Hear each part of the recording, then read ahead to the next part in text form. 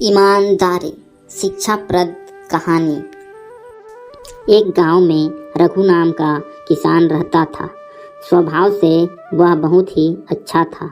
उसका एक खेत था जो बहुत छोटा था, जिस कारण उसके बड़े परिवार का गुजर बसर बहुत मुश्किल से ही हो पाता था।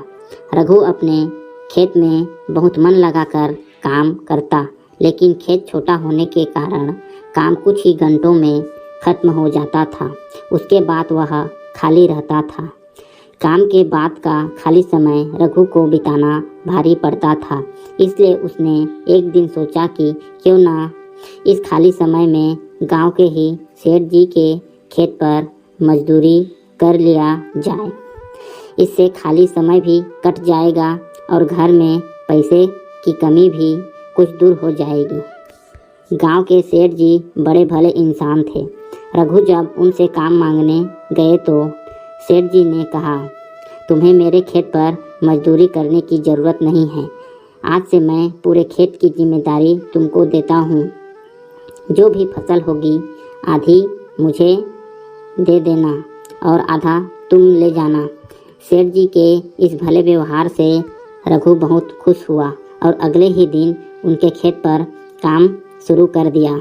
वह प्रतिदिन सुबह सबसे पहले अपने खेत पर काम खत्म करता और फिर सेठ जी के खेत में काम करने चला जाता था। एक दिन दोपहर को जब रघु सेठ जी के खेत में हल चला रहा था, उसी वक्त उसका पैर किसी सख्त चीज से टकराया। जब उसने मिट्टी हटाकर देखा तो वहाँ पर मिट्टी से बना एक छोटा मटका था, जिसके ऊपर लाल कपड़ा बंधा हुआ था। रघु पहले तो थोड़ा डर गया, लेकिन फिर भी उसने थोड़ा साहस करते हुए मटके पर बंधा कपड़ा हटाया। जैसे ही उसने मटके के अंदर देखा, उसके आश्चर्य का ठिकाना न रहा। उसमें सोने के कई आभूषण थे।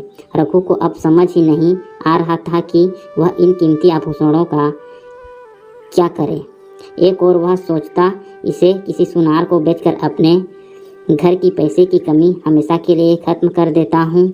वहीं दूसरे ही पर सोचता कि यह ज़मीन सेठ जी की है, ये उन्हें ही सौंपना उचित होगा। काफ़ी देर तक उलझन में पड़े रहने के बाद वह अंत में सेठ जी के घर ही गया। उसने सेठ जी को सारी कहानी बताकर मटका उन्हीं के सामने रख दिया। मिट्टी का वह मटका देखकर सेठ जी उसे पहचान गए और बोले, ये मेरी दादी के आभूषण है। मैं कई वर्षों से इसे खोजने की कोशिश कर रहा था। मुझे पता नहीं था कि ये कहाँ गड़े हुए हैं। इन्हें अचानक खोजकर तुमने बहुत बड़ा उपकार किया है। तुम्हें इस काम के लिए कोई बड़ा इनाम तो मिलना ही चाहिए। सेठ जी, मुझे आपने अपने खेत पर काम दिया, यही बहुत है। अब मुझे कोई इनाम नहीं चाहिए। रघु ने सेठ जी से हाथ जोड़कर आग्रह किया।